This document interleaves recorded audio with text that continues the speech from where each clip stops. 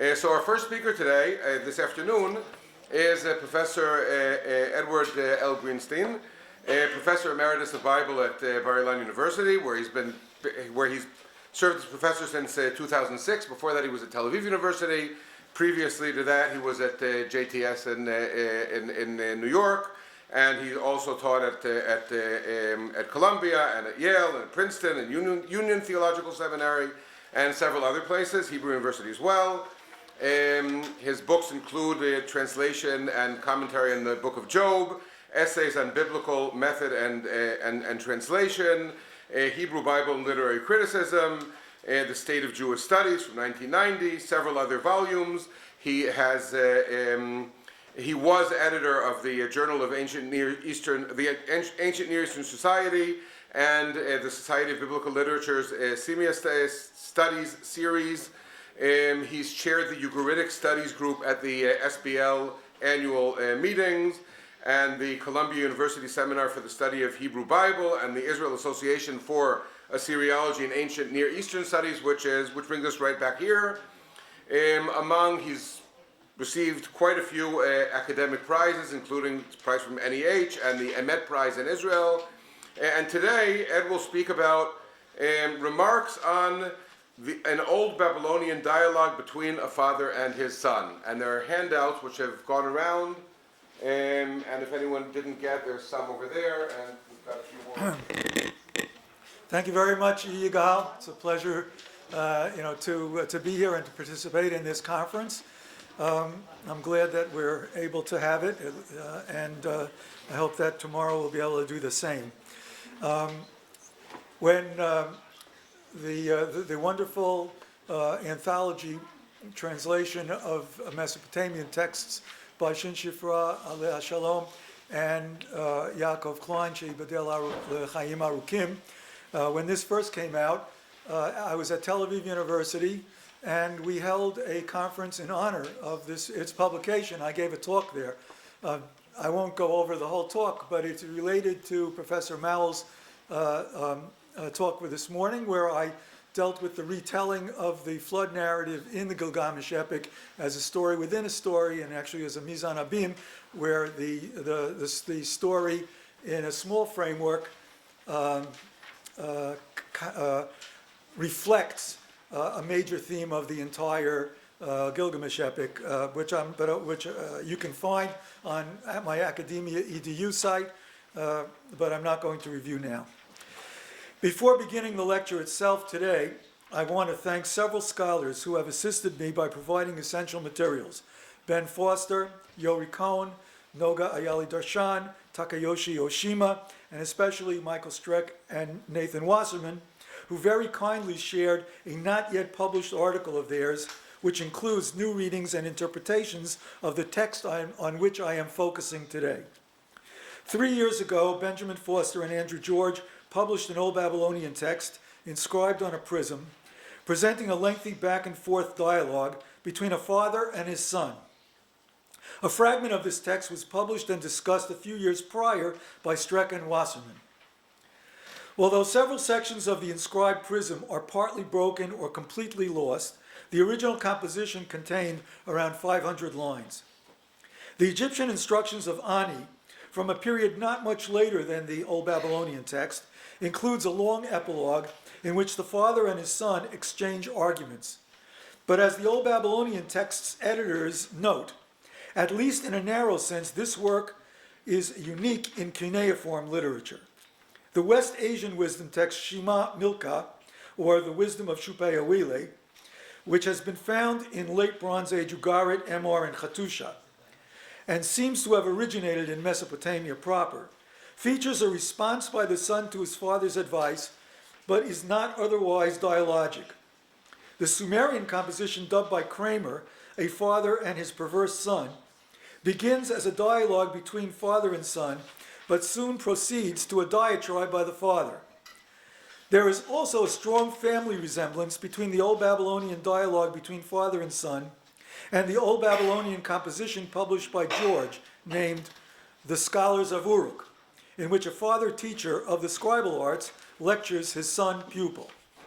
In my remarks on the Old Babylonian father-son dialogue, I will discuss the nature of this composition, its form and themes, and its relationship to the scribal setting and the larger genre of disputations and debates. I will suggest that there is much in common between the dialogue and somewhat later Babylonian dialogues on wisdom themes, such as the Babylonian Theodicy, in addition to its similarities to some of the other compositions I've mentioned. In presenting the background to my remarks, I apologize for reviewing some generally known matters.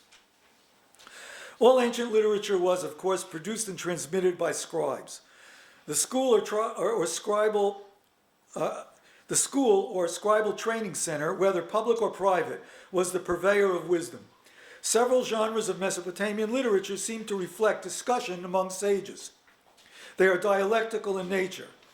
Compositions that give voice to such dialectic involve two speakers at a time, each taking a position that is contrary to the other. Dialogue manifests critical thinking, as in the Talmud. The positions taken may be polar opposites, but they may also be more subtly different, complementary perspectives. The dialectic between the voices takes diverse forms of debate.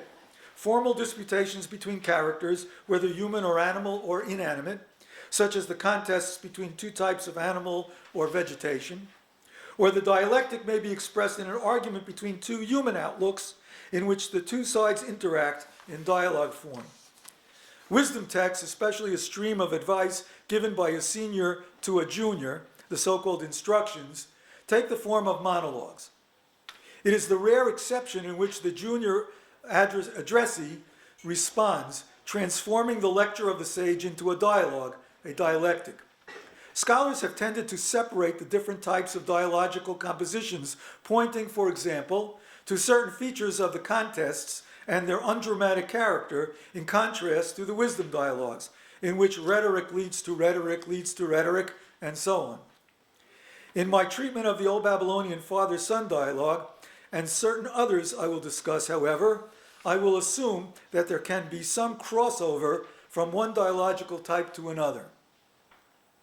In the ancient world, where professions as well as ordinary life experience would be passed from one generation to the other, it was understood that fathers would teach sons. Accordingly, after the presentation of the 50 names of Marduk, which we heard about this morning, toward the end of Enuma Elish, it is said that a father shall repeat them and teach them to his son. Lishanima Abu Mari Lishachis. The wisdom paradigm of a father addressing his son suits the nature of scribal training, in which scribes instructed their sons in both the art of writing and in the conventions and norms of a religious society. This paradigm finds elaborate expression in the Old Babylonian bilingual composition, The Scholars of Uruk. The author draws a series of analogies among the high god Enlil and his son, the moon god Shin, who quarrel and then reconcile, and the rivalry between the cities of Ur and Nippur, the latter of which was endowed with learned knowledge and the scribal arts, and a father, a senior scribe, and his novice son. The father seeks to reform his poorly performing son and to impress upon him that he must continue on the path to scribal proficiency because he is heir to a great scribal tradition, passed down from Sin to the scribes of Nippur, from Nippur's earlier scribes to the father, and now from the father to the son. This composition is non-dialogic, and one might even say anti-dialogic, as the father enjoins his son not to respond. Anasha akabu al tapal al takabama ul tapasha. To what I say you cannot reply, you cannot speak, you cannot reconcile. Unlike the father-son dialogue concluding the Egyptian instructions of Ani, the Sumerian scribe and his perverse son, and the Babylonian scholars of Uruk, which is not strictly dialogical, the Mesopotamian wisdom dialogues do not identify the speakers explicitly as scribes. However, the high register of the language and learned references, as well as the themes, leave little doubt that the interlocutors are scribe sages. In the Old Babylonian dialogue between a father and his son, the two of them bring up and analyze the situation of Etana, who, according to the father, was unworthy of a son.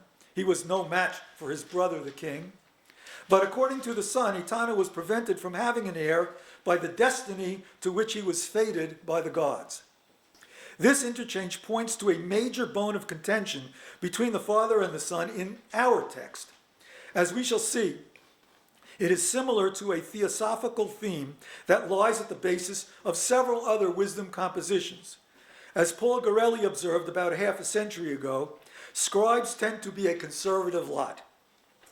Their function is not so much to criticize the way things are, but to transmit traditions. The Father in the Old Babylonian dialogue represents the position of the senior scribe, who counsels acceptance of the gods' determinations and promotes their worship. The Son challenges the Father's position, as the younger generation often does, and maintains that everything is predetermined by the gods, an inherently unfair situation about which there is nothing one can do. We find a similar argument between the friend and the sufferer in the Babylonian theodicy. The friend, playing the role of the senior sage, a mudu as he is identified in an ancient commentary on the text, insists that the gods' ways are unknown to us and that they are to be worshipped no matter what. Evil and injustice are caused by humans. The sufferer or complainant keeps pointing to instances of injustice in both nature and society. That is the way it is. In the end, as is typical of the father-son arguments, the senior voice triumphs. As Takayoshi Oshima has explained, the complainant in the end pleads for forgiveness. Penance is appropriate for one who challenges the system. Closer to home, in Old Babylonian literature, we have a dialogue between a fellow, Ebrum, and his friend, Ru'um, presented by Streck and Wasserman in 2011, in which the issue is fatalism. The first fellow contends that fate is determinative, but his companion lays stress on the deceit and evil that characterize human behavior. The dispute over the God's justice, though inscrutable, as maintained by the Father, and eluctable fate, as maintained by the Son, finds poignant expression in the main topic of the Old Babylonian father-son dialogue, the father's insistence that a son should honor his father and the son's refusal to do so. The father says the son is being unreasonable because he, the father, has always cared for his son. He holds by the principle of free will or nature. The son, on the other hand, invokes the principle of predetermination. He says that the love of a father for a son was ordained by Enlil. Abu Maram Liram, father should love son, and note the word play, but in a characteristic lack of parity, not that son should love father, Marum Abam Liram. Things are the way they were fated to be. You know full well, the son tells his father, that my having no regard for you is the command of a god. Tidei sha'anaku la apalasakum kibit ilima. Like the friend in the theodicy, the father advises his son to achieve divine forgiveness through prayer. As already observed, this Old Babylonian dialogue recalls the instructional composition Shema Milka, in which the son replies cynically after suffering the father's platitudes. The Old Babylonian father-son dialogue is not labeled generically, at least not at the beginning or end. There are pieces missing in the middle. But Shema Milka is defined as an intergenerational disputation. Ana da baba abu marushu mitcharish idbubu. This dispute, the father and his son disputed together. Even the scholars of Uruk, which is formally a monologue, is said to have been triggered by a disputation, a tesitum, between Father Enlil and his son Shin. It may be safely concluded that the Old Babylonian father-son dialogue is also a disputation in which two contrasting points of view are given expression. I will return to this claim below. As suggested above, the topic of the argument between the father and the son is not only theosophical, it is personal. It is not, as in the scholars of Uruk, about the son's incompetence as a scribe, even though there may be an intertextual link between them. In the scholars of Uruk, the father charges the son with squandering the professional training that was bestowed upon him. His condemnation, Bit Belia Tamlul Utamshuch, you have stripped clean and plundered the house of my Lord, finds a parallel in the complaint of the son in the dialogue, that being a sage is looting and plundering. Apkalutum alutum u mishitum. Streck and Wasserman do well in deriving mishitum not from mashu, to forget, but from masha'um, sometimes written mashachum in Old Babylonian texts. It is as though the embattled son is striking back against his paternal accuser. The dialogue between father and son concludes with the father leveling a long series of curses on his intransigent son. For example, he invokes disorientation, ishitum, on his household, and insomnia, erutum, eranut in Hebrew, right, la salalum, on his person. Sleeplessness is a typical motif in Akkadian love literature. It's discussed by Natan Wasserman in his book on the love lyrics. And in fact, the dialogue between father and son calls to mind, at least to my mind, the well-known Old Babylonian dialogue between lovers, dubbed A Faithful Lover by my teacher, Moshe Held. In both dialogues, one party claims to love the other, and one party rejects or denies that love. To love or not to love is also famously the question in one of the exchanges between the master and the servant in the so-called dialogue of pessimism. The subject is accordingly apt within a wisdom debate in Mesopotamia, and not only in Plato. In any event, the woman in the Old Babylonian lovers' dialogue complains that her infatuation with the man drives her to distraction, dalpaku. She suspects that the man, who rejects her blandishments, is unwilling to love her because of a rival for his love. The woman invokes the goddess Ishtar to curse that woman with confusion, mishitum, which Streck and Wasserman properly derive from eshu, to be confused, rather than from meshu, to forget. Eli la ra'imtika mishitam litbuk sharatum Ishtar. May the queen Ishtar pour confusion over the one who doesn't love you. We find a similar curse among the execrations that the father heaps upon his son in the father-son dialogue. Ishtar kariti ilatim inabisu ishitam lishkunshum. May Ishtar, warrior among goddesses, ordain for him confusion in his household. The dialogue between father and son does not classify itself generically. It is, however, a disputation. The faithful lover dialogue does not define itself either, but it nearly concludes with the phrase machar Ishtar, before Ishtar. Early in the work, the woman had called upon Ishtar to witness her faithfulness, kitum, to her love. Although some understand before Ishtar as an oath formula or something else, I follow my teacher Held in interpreting it in its usual usage, to relate that a legal proceeding was conducted before the goddess of love. This argument, like many debates and disputations, is forensic in character.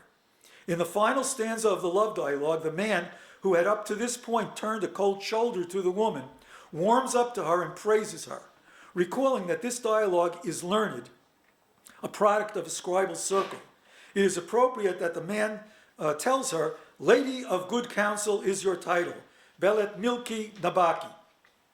In what is broken off at the end of the lovers' dialogue there, in what is broken off at the end of the lovers' dialogue, there may be a compliment by the goddess, who is satisfied that the argument has been resolved.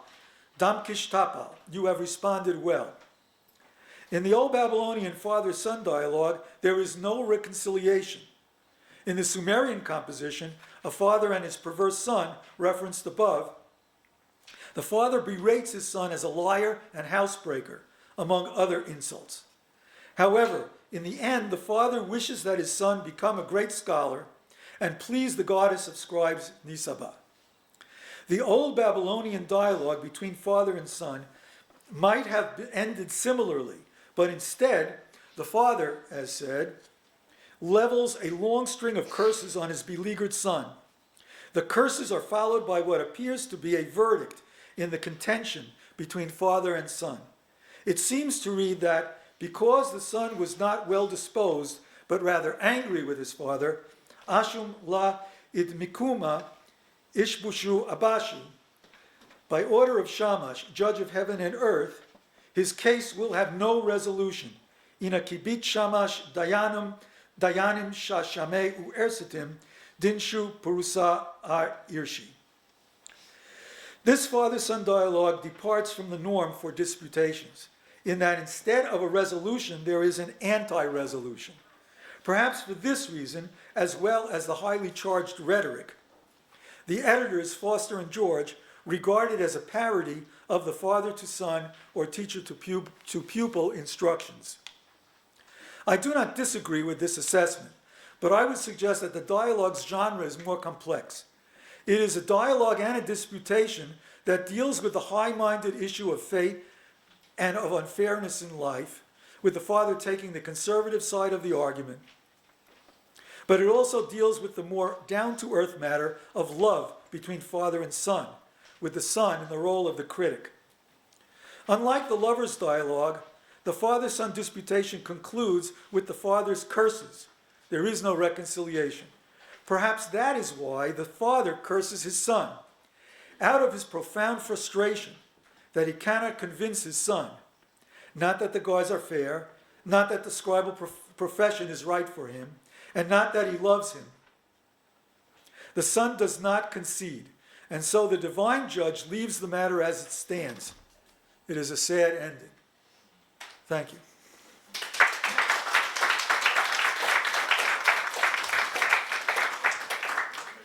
So thank you very much. As promised, we're still within time, so if anyone has any questions, comments, now's the time.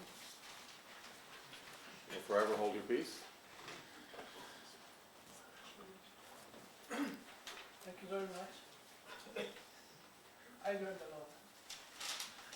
The dialogue is set at the time of Naram Sin. So the son is working for the king, which is mentioned by name, Naram Sin. Do you have any idea why? Of course, it's a famous king, so let's say that's the first name which comes to mind when you think about great king of the past. But do you have any? I don't have any special insight into that. I would only say that, on the spur of the moment, although I've thought about it, but I didn't focus on that in my preparations. It seems to me that it's one of those texts that places its context in a classical period, but maybe you have an idea. We thought that maybe Naram Sin himself was a bad son. In the later tradition, he was the son of Sargon, which of course he was not the direct son, but was his grandson. Grandson. Shakali Shari. So we thought maybe that he himself is a kind of an example of a bad son. A good son with Sargon and any idea about Sounds like something, a very promising avenue of investigation, and it makes sense to me. I don't know. Thank you. You will probably come up with a better argument than I will. In any case, yeah. So thank you very much.